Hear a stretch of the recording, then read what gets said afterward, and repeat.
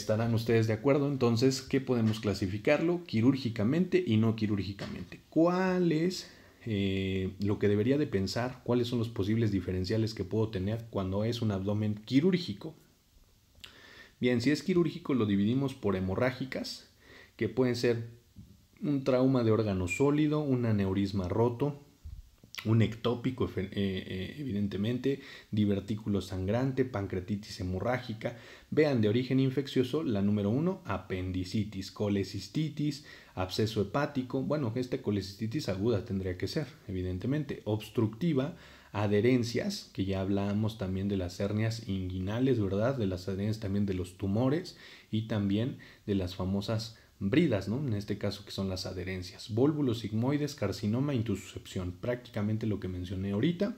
Y en las isquémicas, isquemia mesentérica, enfermedad de Buerger, torsión ovárica o torsión testicular, que la platicábamos también en las etiologías, colitis isquémica y hernias estranguladas que también pudieran generar un patrón isquémico específicamente. Ahora, por eso se vuelve en una urgencia.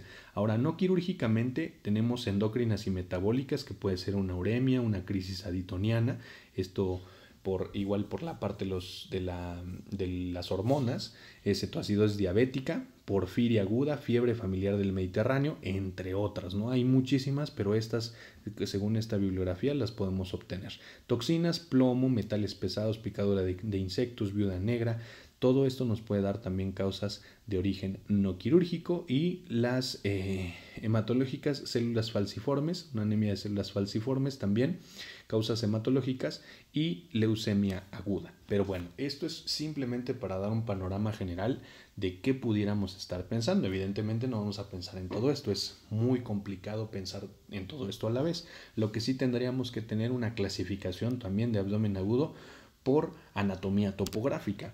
Y entonces esta clasificación que tenemos y las que están remarcadas en color azul, en este caso un azul rey más, en este caso destellante, estas nos indican que son patologías de origen quirúrgico. ¿Sale? Todas las demás no son de origen quirúrgico. Entonces, en el cuadrante, si dividimos por nonantes, ya dijimos, en el cuadrante superior derecho, en este caso en el hipocondrio derecho, podríamos pensar en colitis, hepatitis, colecistolitiasis, que sería esta la única patología quirúrgica. Podríamos hablar de gastritis en el epigastrio, gastritis, reflujo gastroesofágico, pancreatitis, porque evidentemente ahí estaría la cabeza del páncreas y parte del cuerpo, el cuello y cuerpo del páncreas, y la cola, del páncreas. Colitis, esplenomegalia, pielonefritis en el hipocondrio izquierdo, ¿verdad? Entonces también sería importante mencionarlo: colitis, pielonefritis, urolitiasis en el mesogastrio o flanco derecho, y luego en el mesogastrio gastroenteritis, enterocolitis y apendicitis inicial. Entonces, hablando de la cicatriz umbilical, pericicatriz umbilical, podríamos estar pensando en si tenemos un paciente que inicia con dolor periumbilical, podríamos estar pensando en una apendicitis inicial, ¿verdad? Que probablemente no tenga leucocitosis, no va a tener todos los criterios de Alvarado ni todos los criterios de Ripasa, pero bueno, esto es simplemente para poder tener un tren de pensamiento. Colitis, pielonefritis del otro lado y urolitiasis también. Apendicitis, fíjense nada más, este es el cuadrante, la fosa ilíaca derecha, este es el cuadrante con mayor causas quirúrgicas: apendicitis, invaginación ileocecal y patología gonadal.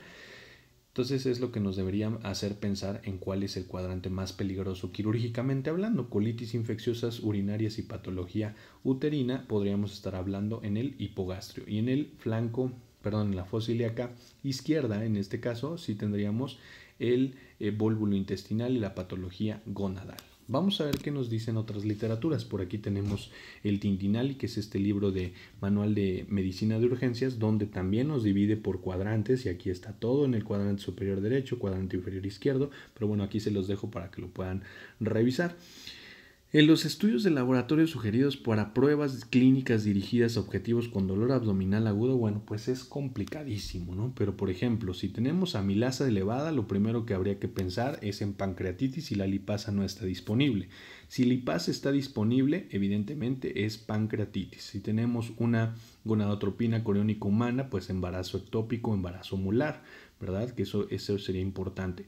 Estudios de coagulación, tiempo de protrombina, tiempo de tromboplastina, tiempo parcial de tromboplastina, sangrado intestinal, enfermedades hepáticas en etapa terminal y coagulopatías. Por ejemplo, si hablamos del lactato, isquemia mesentérica, hemoglobinas, hemorragias gastrointestinales. Evidentemente, este es un cuadro también muy bueno que nos regala Tintinali para poder tener un tren de pensamiento un poquito más completo. ¿Cuáles son los aspectos clínicos que debemos tomar en cuenta? Bueno, pues como ya ustedes bien saben, interrogatorio, exploración y antecedentes. En el interrogatorio, pues el grupo de edad, porque va a ser bien importante, como veíamos en la clasificación del abdomen agudo por manejo en cuanto a severidad y en cuanto a edad. Veíamos que los menores de 6 años teníamos hernias y en los mayores de 6 años teníamos apendicitis. Entonces es muy importante tener el grupo de edad. Si hablamos de una, por ejemplo, una enfermedad diverticular, va a ser más frecuente en el adulto mayor. Si hablamos de una obstrucción intestinal, evidentemente tendremos causas, etiologías, pero sí es muy importante el grupo de edad y la semiología detallada en cuanto al interrogatorio. Exploración, signos vitales, aspecto tóxico, si tiene algún aspecto, un aspecto tóxico, es decir, que haya consumido alguna sustancia, si tiene letargo, si tiene distensión abdominal, hidratación, irritación peritoneal, los niveles de hidratación adecuados, es decir, si tiene a lo mejor el signo del lienzo en la piel, si tiene datos de irritación peritoneal, pues nos podrían conllevar a pensar un diagnóstico un poquito más preciso y certero. En antecedentes, si tiene estreñimiento, aquí me faltó la ñ, perdónenme, cirugías previas, ingestas de medicamentos o tóxicos y cronicidad, si es a lo mejor algún traumatismo, eso también nos podría dar datos importantes. En cuanto a la semiología de dolor, podríamos reclutarlo en las 4 A's, que es las 4 A's que nos dicen área, es decir, la primera A es de área, localización del dolor somático. Acuérdense que es un punto doloroso, no es lo mismo que te diga me duele la fosa ilíaca derecha, a que te diga pues me duele todo el abdomen. Entonces tiene un dolor de tipo somático y está localizando, entonces el área es muy importante. Los acompañantes, ¿no? Si el niño vomita en este caso, si el adulto tiene algún vómito, tiene diarrea, tiene disuria, tiene fiebre, podríamos estar pensando, por ejemplo, si tiene diarrea, pues a lo mejor una gastroenteritis infecciosa por E. coli, que sería lo más común. Si tiene disuria, si tiene tenesmo, tiene urgencia, entonces podríamos estar hablando de qué, de a lo mejor alguna obstrucción, alguna infección de tracto urinario. Vómito, ¿qué contenido tiene el vómito? Si tiene jugos gástricos, si tiene contenido biliar, si es sangre, tiene en este caso hematemesis, etc. Estos serían los acompañantes que nos ayudarían bastante a hacer los diferenciales. Agravantes que apoyan al diferencial y los atenuantes apoyan al diferencial. No es lo mismo, por ejemplo, tener una paciente con dolor abdominal que se irradia en hemicinturón, tiene dolor en el hipocondrio derecho, cuando respira tiene muchísimo dolor, no se asocia consumo, en este caso no tiene agravantes ni atenuantes porque no se asocia ni siquiera que consuma alimentos ricos en grasas, ni tampoco se le quita el dolor si toma ketorolaco, por ejemplo. Entonces no tiene agravantes, no tiene atenuantes. Por ejemplo, ¿qué otra cosa pudiera hacer? En dado caso de que pues coman comidas copiosas, en este caso llenas de grasas, altos niveles de colesterol, nos podrían dar datos agravantes que puedan apoyar al diagnóstico diferencial si estuviéramos hablando, por ejemplo, de una colelitiasis, ¿no? Entonces sería importante platicarlo. En cuanto a la semiología del dolor, también hay que estudiar, entonces son las 4 A's y ahora hay que estudiar las 3 C's. Las 3 C's es la cronología. ¿Cuánto tiempo tiene con el dolor? Que esto orienta a la etiología, ¿no? ¿Cuándo apareció? ¿Cómo apareció? Incluso, por ejemplo, un dato importante, el dolor abdominal, cuando es el primer síntoma que presenta el abdomen agudo, regularmente va a ser quirúrgico. Entonces es algo muy importante que hay que tener en cuenta. Cantidad. La cantidad se refiere a qué tanto dolor tiene, qué tanto le duele, qué tan intenso es, aunque regularmente la intensidad del dolor no tiene que ver con la severidad, regularmente eso tiene que ver mucho con los umbrales del dolor, no forzosamente es intensidad es directamente proporcional a severidad, ¿de acuerdo? Y la calidad es el tipo de dolor que orienta al tipo de inervación. No es lo mismo hablar de un dolor referido a de un dolor, o en este caso que es un dolor mixto, un dolor somatoparietal o un dolor de tipo visceral, ¿verdad? Nos ayudaría muchísimo al diagnóstico. Síntomas acompañantes, cronología sintomática, orden de aparición. Como ya lo dijimos, el dolor abdominal es el primer síntoma en quirúrgicos. Si hay vómito, pues hay que ver si el vómito tiene relación con la ingesta, ¿no? Si no tolera vía oral, por ejemplo. Evacuaciones, ¿qué semiología tienen las evacuaciones? ¿Son blandas? ¿Son duras? ¿Son muy gruesas incluso? Podríamos pensar incluso el color, si es pálido, ¿no? Si es más pálido, pues podríamos pensar en una patología, en una hepatitis, por ejemplo, etcétera. Si tiene estría de sangre, si es mucosa, si es diarreica, si es acuosa, todo eso sería importante preguntar en la semiología. Evidentemente, si tiene fiebre, y en cuadros complicados, las fiebres regularmente siempre tienden a ser cuadros infecciosos que regularmente van a colindar con el apendicitis, ¿no?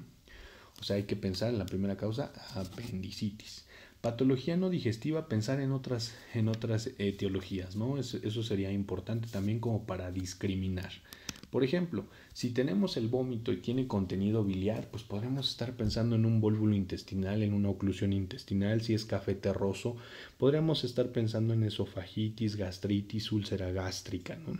Pero si es rojo escaso, esofagitis, gastritis. Y si es rojo abundante, podríamos hablar hasta de una úlcera gástrica, de varices esofágicas, ¿no? Un paciente ya severo, ¿no? Con una hemorragia de tubo digestivo alta.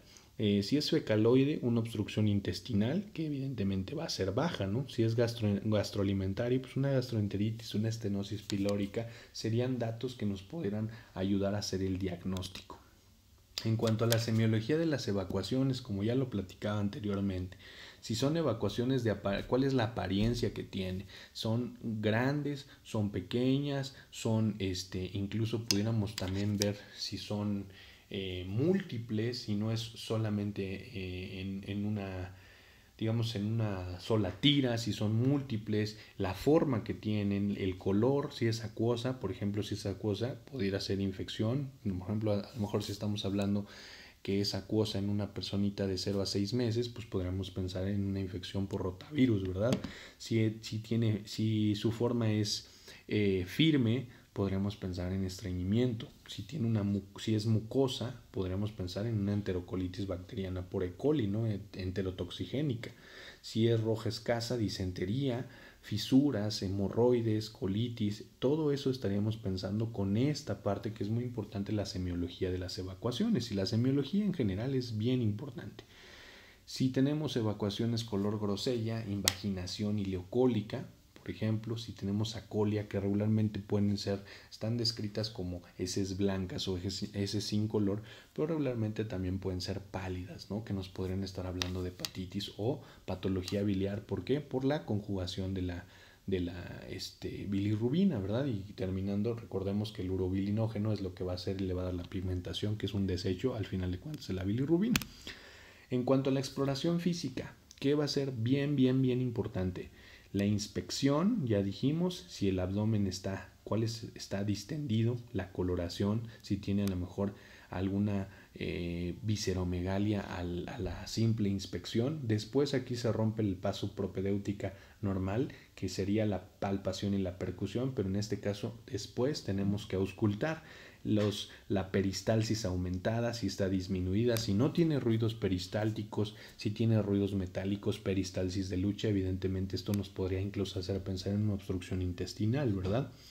Palpación, si tiene resistencia, si yo lo voy a tocar y inmediatamente hace una resistencia a que yo lo toque, pues entonces estamos hablando de que ahí puede haber datos de irritación peritoneal, el rebote también, las masas palpables, qué tanto palpo, en qué cuadrante palpo, y entonces esto me haría con ello pensar en cuál sería el diagnóstico específico.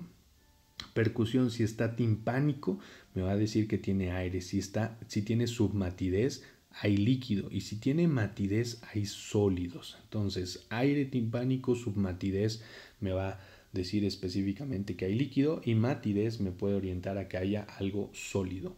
Datos de irritación peritoneal, rebote, resistencia muscular, que pudiéramos hablar del signo del psoas, el signo del obturador, el signo el famoso signo de rebote y el signo de Robson, podrían ser datos de irritación peritoneal. Maniobras especiales, que ya les mencioné ahorita también algunas maniobras especiales, y las técnicas exploratorias, pero estas maniobras especiales y técnicas exploratorias pues ya van dirigidas específicamente a algún diagnóstico. Si yo quiero hablar de Morphy, si yo quiero hablar de Robson, si quiero hablar de McBurney, si quiero hablar de algunos puntos ureterales, signo del obturador, específicamente ya serían, por eso se denominan técnicas exploratorias o maniobras especiales hacia donde yo quiero orientar mi diagnóstico, ¿verdad?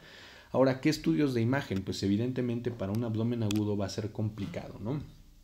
Pero incluso se ha platicado de la radiografía simple, que sería el primer método más importante, ¿no? Todos quisiéramos a lo mejor poder saber con una radiografía simple qué tiene, ¿no? Pero muchas veces es insuficiente. Sin embargo, en todas las literaturas que consulté para esta plática nos dice que la radiografía simple va a ser un estudio de inicio.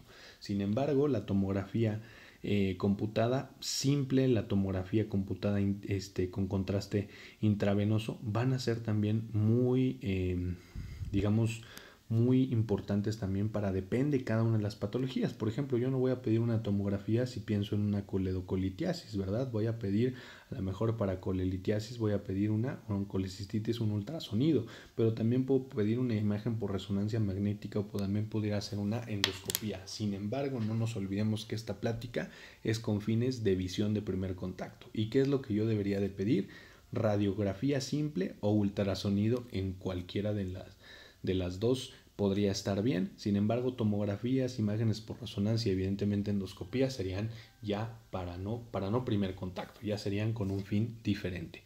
Así es que espero que les haya gustado la charla, traté de hacerla lo más rápida posible para que no sea tan tedioso, y espero que les haya servido y que les sirva bastante. Déjenme en los comentarios qué les gustaría seguir platicando, y voy a seguir subiendo charlas ahorita de algunas otras patologías. Hasta pronto, que estén muy bien.